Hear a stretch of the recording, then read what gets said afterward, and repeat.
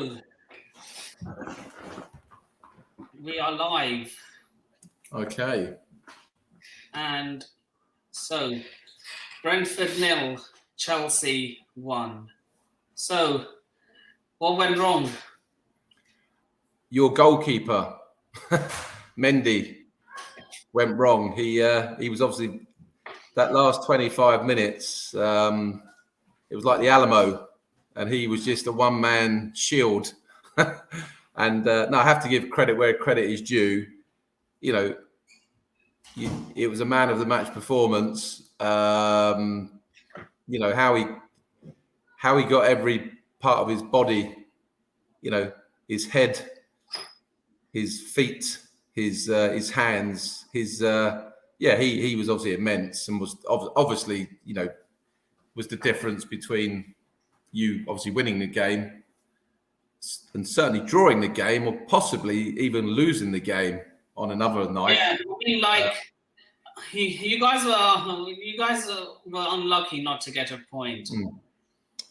Yeah, I mean, for 60 minutes, you were a better team for 60 minutes in terms of controlling the game. And whilst you controlled possession, you didn't actually create many chances. Even though Chelsea had a lot more possession, I think Loftus-Cheek had a really good game for you in midfield. I like the look of him. I thought he was excellent. I thought we kept Lukaku very quiet. He didn't have much influence on the game. Apart from an offside goal. Apart from the offside goal, but other than, and also with the offside goal, did you see our midfielder actually push him offside? He actually pushed it. If you watch it back, he actually was quite clever. He pushed him, so Lukaku actually suddenly took a couple of extra steps forward that actually put him in the offside position. That's a bit cheeky.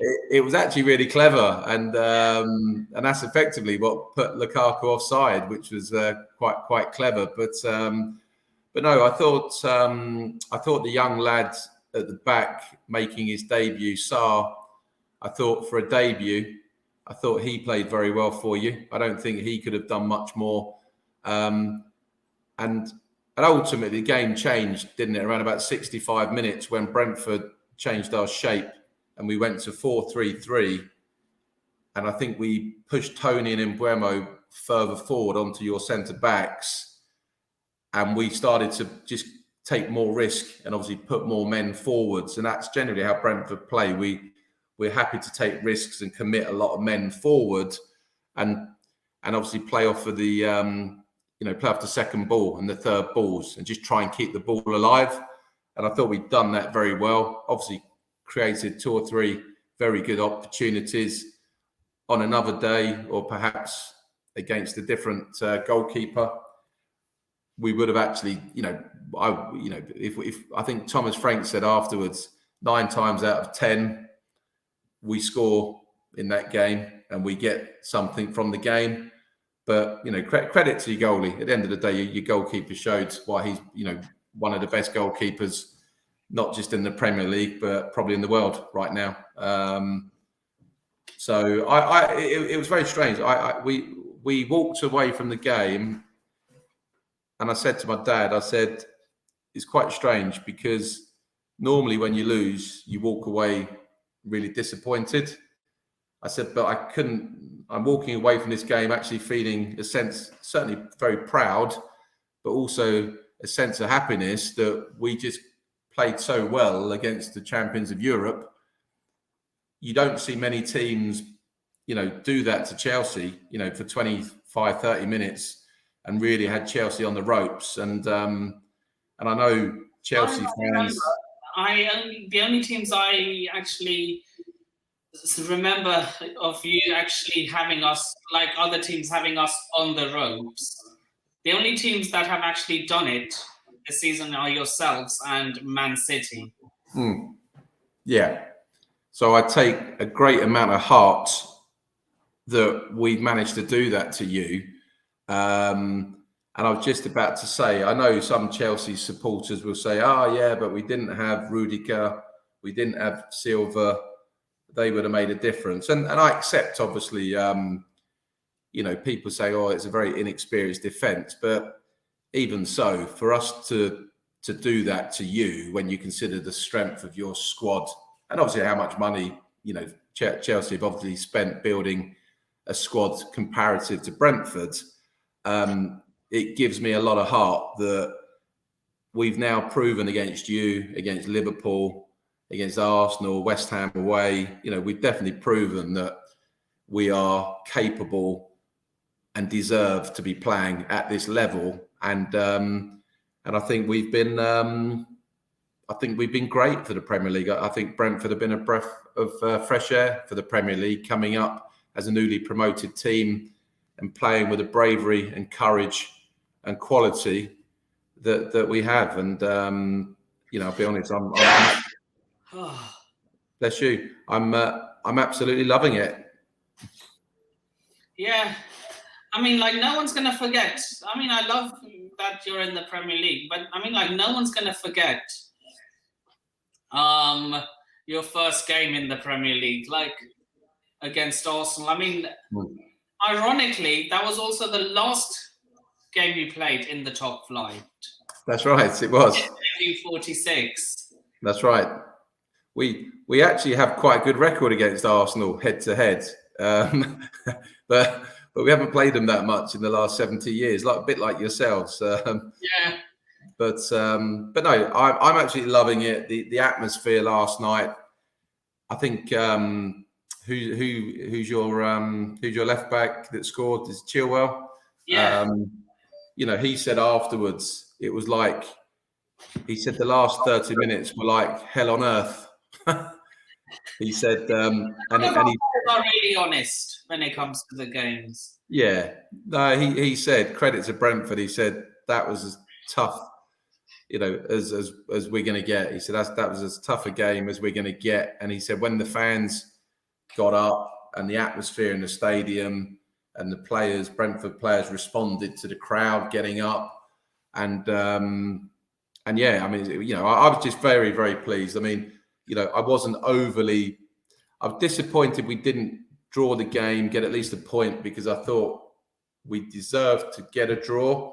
But equally, I can look at who we were playing and the fact that we were playing, arguably the best team in Europe right now.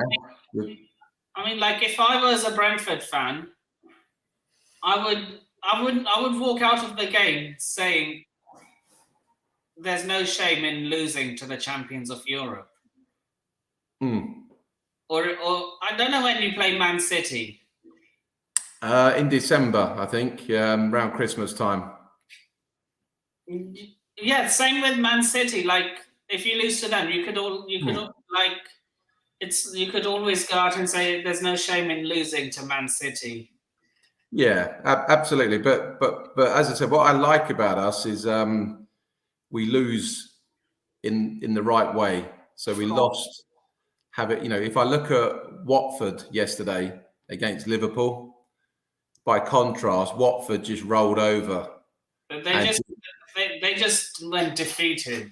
Exactly. It was almost like before they'd even kicked a ball, they'd lost the match, and they just played very passively and almost just let Liverpool dictate the game, play at Liverpool's pace, Liverpool's style of play, and just rolled over, at home 5-0. And I'm not saying that Brentford won't get beaten sometime this season heavily against maybe a Chelsea, a Man City, a Liverpool, but we won't get beaten like that. The mentality and the attitude and the work rate of our players and our manager, we would not put in a performance where, Liverpool, Chelsea, Man City, Man United, anyone turned up at our own ground and just rolled us over 5-0 without any fights whatsoever. Look, there's a way of losing. And losing that manner, the way Watford did, is not the right way. Yeah, absolutely. And sometimes you know, as you say, there's a way to lose. There are teams in the league who have far more quality than Brentford do, particularly the top three. Particularly, I mean, Man United should be Look, better than they are. but the manager is a clown. But the manager seems to be the problem there. But you know, when you look at the quality, I mean, I looked at your team yesterday, and despite the fact that you had a couple of players missing, you know, I'm looking at Lukaku, I'm looking at Werner, I'm looking at Mendy, I'm looking at Aspilicueta, you know, Christensen. I mean, you know, the quality, and I'm looking at the bench. I'm seeing Mason Mount on the bench, and a whole stream of other players. I'm looking at our bench, and I know all our players, but you know, we had, you know, we've got a couple of big players missing for us at the moment through injury, who are going to be out, sadly, it seems like, for a couple of weeks. And you know, as I said, for us to have actually made that game as competitive and as difficult as it was for Chelsea, you know, from our perspective, was absolutely magnificent. And you know, again, I come away from the ground feeling a huge sense of pride, believing that, you know, if we can maintain the current performance levels and hopefully get reasonably lucky with injuries, not suffer too many serious long-term injuries, I see no reason why Brentford won't stay in the Premier League this season and then build and become stronger. Because obviously the finances, as we all know, of actually staying in the Premier League for a number of years, you only become stronger because you get that exponential increase in your revenue. The longer you're in there, obviously, the more money you make, the stronger you become. And with Brentford's recruitment skills of identifying and recruiting players, then I think we'll only go from strength to strength, and we'll continue to surprise, despite the fact that people talk about the second season, how that's often harder than the first season because clubs work you out. Look at Leeds and look at Sheffield United the season before that. But people will refer to Leeds last year and they're struggling this season. Sheffield United obviously got relegated. I still think Sheffield United got relegated in March. Yeah, and to be honest, there were probably a number of factors behind that. I mean, I think the fact that Bramall Lane with fans is a much harder place to play than Bramall Lane without fans when COVID, and obviously everything was played behind closed doors. But ultimately, without wanting to sound too sort of cliche or arrogant, I honestly believe that Brentford is such a well-run football club that everything is so well planned, and that we are one of the few football clubs that have so much stability in terms of our ownership, our structure, our recruitment, our scouting, you know, from top to bottom. Brentford is such a well-run football club that I actually don't think will become, you know, that The next second United or the next. No, I honestly think we'll go from strength to strength. I think we'll get stronger for every season we stay in the Premier League, and we'll become, you know, competing to win the Premier League is unrealistic. I've got to say, hand on heart, I don't see us ever competing to win it, but I do think we'll be one of those. I probably said the same thing as you are saying right now. Okay, well, there's always a chance, but there's always like a fairy tale in the making. Potentially, but what I do think is, I think Brentford can become a top end middle, you know, that 10th, 8th, 9th, 10th type club. And I also think we'll be one of those clubs that no one will want to play. And even the top 4, 5, 6 clubs, and I guess in the next few years, you perhaps expect Newcastle might join this club of big clubs. You know, we will be the club that these big teams don't want to play and won't enjoy playing because they know we're not going to roll over, and they know that coming to Brentford is always going to be a challenge. Like, oh God, I can't remember its name now. Oh God. Stoke? No. The team currently in the Premier League that plays like Stoke. No, not even them. So a bit like West Ham. Yeah, so West Ham, obviously, again, not going to win the Premier League realistically, but certainly now a team that is always a very difficult place to go. Obviously, I mean, I think they beat Everton 1-0 today at Goodison. Yeah, they did. And the goal was scored by Ogbonna. That's right. Unfortunately, I think that means that Brentford are now the third highest team in London. I think West Ham have gone above us by a point in the league. But sorry, West Ham are actually, look, I don't know why so many Chelsea fans hate West Ham. I've never actually hated West Ham. Look, I know it's the whole London thing. You can't have two London teams.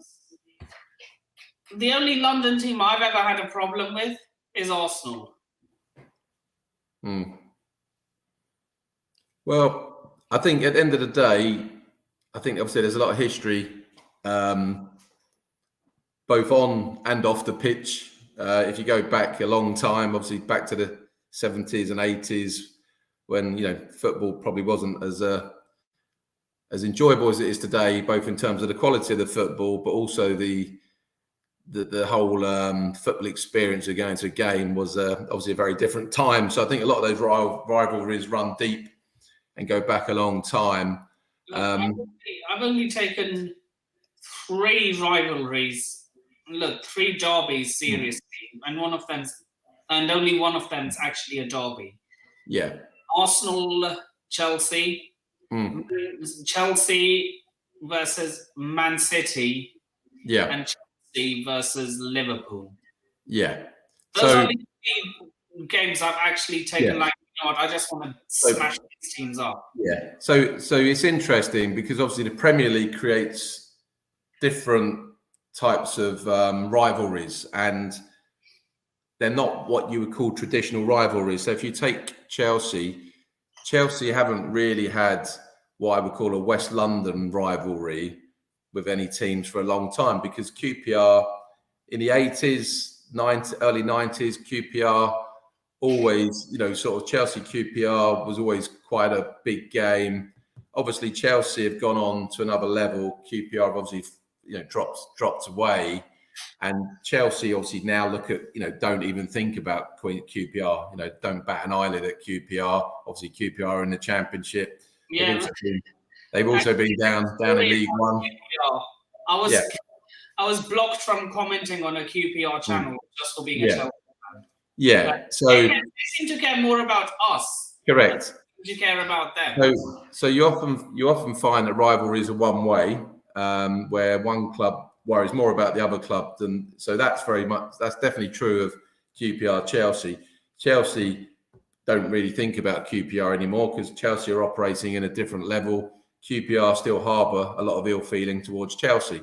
But I think so Chelsea, I look at Chelsea and I think Chelsea's big games in terms of London, Arsenal, Tottenham, West Ham. I think Tottenham, Chelsea is a big game. Chelsea, Tottenham definitely don't seem to have much love for each other. And then you look at, as you said, the other big teams you're competing with for the league, which is, as you said, Liverpool, Man City, because they are the games that potentially can win or lose you titles. They're 6-pointer games.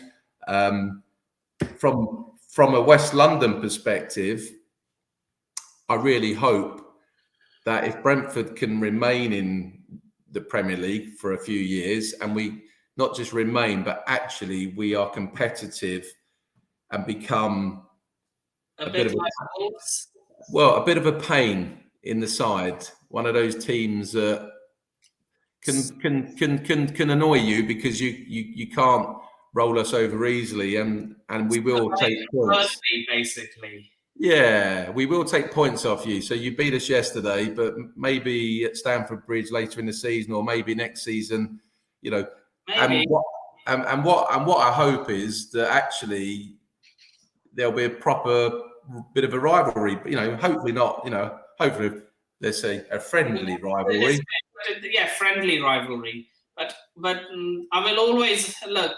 Even if you became competitive, like Man City, Liverpool competitive, I will always hate Arsenal more than Brentford. Oh yeah, sure, absolutely. And that's more to do with pride and bragging rights than anything else. Yeah, but it's interesting how rivalries change, though, because as I say, the thing is, look, Arsenal will be the team that will play me the most. I put it this way: look, if losing to Tottenham will not hurt as much as losing to Arsenal for me. Sure. Because with Tottenham, they might go on about it for a few hours, oh, we beat the Oil Boys, this, that, and the other. But with Tottenham, that's what you'll say. Oh, we beat the Oil Boys, the Red Boys. Well, but when Arsenal do it, you won't hear the end of it for the next month. Yeah. We could just say, oh, champions of Europe, we know who we are. But they say, oh, but you still couldn't beat Arsenal. Yeah, but you know, if Arsenal become less significant because they just become, you know, at best a mid-table Prem side, seems to be the way they're going at the moment.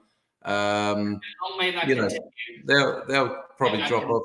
They'll probably end up dropping off your radar, Nippon. And if you know, when Brentford are consistently finishing 7th and 8th, and we're taking points off Chelsea maybe once a season, then you might start to change. Look, I'm joking. Never. Look, that's just like saying to a Man United fan that maybe when Liverpool drop off and then Everton keep building, you'll start hating Everton more than Liverpool. Yeah. Now, Man United, no matter how bad Liverpool are, or how low in the table Liverpool are, or how irrelevant Liverpool are, Man United fans will always hate them more than Everton. No, I accept that. Oh, as I said, some you'll be surprised. There are some Man United fans who actually hate Man City more than Liverpool. But a lot of old school Man United fans will always hate Liverpool. Oh yeah, and Man City. I agree. Well, as I said, some rivalries are very old and run very deep. Certainly, Liverpool, Man United. You know, that's a very long-running, deep rivalry that goes back, you know, decades. Some rivalries are obviously new and become rivalries over time. Chelsea, as I say, have been operating at a different level to certainly all of the other West London clubs for a long time. You know, Brentford, Fulham, QPR haven't obviously been operating in the same pond as Chelsea. And whenever Fulham have gone up, they've never really, you know, they've never done anything. They've always been a yo-yo club, go back down. So Chelsea haven't really had a West London club that's been, you know, really been a competitor for any period of time, for quite a long time. So I think from Chelsea's perspective, they look elsewhere. They look at, you know, you obviously look at different clubs as rivals because the other three West London clubs haven't caused you any problem, have they, for a long time? I'm hoping we can change that. We'll see. By the way, a goal has gone in at St James's Park. Oh, right. What way? They've scored. Tottenham. Yeah. Good. I'm pleased. I want Tottenham to win that game because I still want Newcastle to get relegated. No, sorry. Newcastle have scored. Oh, Newcastle have scored. Well. Imagine if Tottenham come back and win. And then imagine if Newcastle get relegated with $1 billion in the bank. Yeah. Well, Tottenham are in trouble though as well. I think Tottenham are a pretty poor side at the moment. So I think Tottenham are. But yeah, no, probably on balance, I would rather Newcastle don't win the game from our perspective, because obviously they're still a club that we need to finish above. But I think I imagine the atmosphere today is electric. Yeah, look, So that'd be a tough place to go. It's going to be a new bounce and everything for these. Absolutely. Oh no, I mean the atmosphere at Newcastle today will be electric, and Tottenham have got a few problems, haven't they? But I think with COVID, a couple of players missing as well. Son got tested the second time, and he's all ready to play. Oh, is that right? Oh, I didn't realise that. I didn't realise Son was starting, but yeah, he's obviously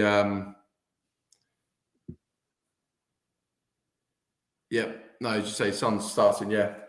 But no, listen, on Brentford Chelsea, as I said, I was very, very happy. As I said, I walked away with two thoughts. From a Brentford perspective, like I said earlier, I was very, very pleased that we were competitive, that we gave you a proper game, and you had to really defend for your lives to win the game. And then my other thought in relation to Chelsea was that's how you win titles.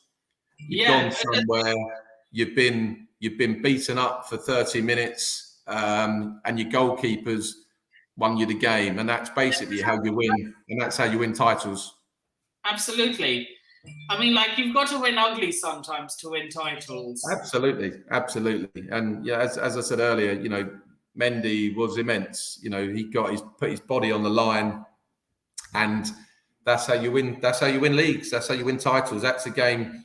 You'll look back on those 3 points maybe at the end of April, May, and you'll think those 3 points at Brentford may have been the difference between winning the league and not.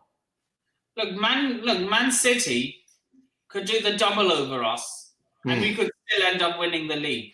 Absolutely. Well, Man City have got to come Brentford yet. That won't be easy. Of course it won't. So, but no, I was very, very pleased. As I said, the game, it was a great game. I think Brentford are becoming entertainers. Actually, I think Sky and all the TV, I think they like putting Brentford games on because you rarely get a poor game. Brentford games are normally exciting games, and because of the way we play. So I think we're winning a lot of friends at the moment around the world, and people are actually enjoying tuning in to watch Brentford play, because whenever we play, you always get a good game. Of course. So there you go. What did you have any more thoughts on the game? Yeah, as I said, we were lucky to walk out with all 3 points. I mean, a different goalkeeper in the net. Yeah, we could have that game would have ended either 1-1 or probably a greater scoreline to you. Yeah, no, it was a shame that Mendy played. I'd have been happy if you'd have had your other goalie. Is it Kepa? But look, man, it is what it is. I agree, and I said against Malmo. Yep. Well, you should beat Malmo because they're not as good as us. Of course. So I've got every confidence that you'll beat Malmo, and you'll obviously you'll be on your way to defending your Champions League trophy. I hope so. It's not going to be easy. I don't think we will, but I would love it if we did, so that I could just put it in the faces of the Liverpool fans who always say, "Oh, we're the only team, this, that, and the other." Well, to win the Premier League and the Champions League in the same season is that's a big ask. I mean, I know you've got a big, strong squad compared to a lot of the other sides, and the top 3 or 4. They have the strength and depth that most of the other Premier League teams just don't have. But even so, to actually compete in arguably the 2 best club competitions in the world, being the Premier League and the Champions League, if to win both of those competitions in the same season is some going. And it's very, very difficult when you look at the quality of the opposition that you're up against every week. So best of luck with Malmo. Thank you. Any final thoughts? No, as I said, my overriding thought was one of great pride. And I come back to what I just said to you a moment ago. The two main thoughts were, delighted with how we played. And then secondly, thinking that from a Chelsea perspective, you dug it out, and that's how you win leagues, by digging in and doing what you did on a difficult evening. So I think it's just a funny one. I think both clubs will be happy for different reasons. So would you like to plug your socials before you go?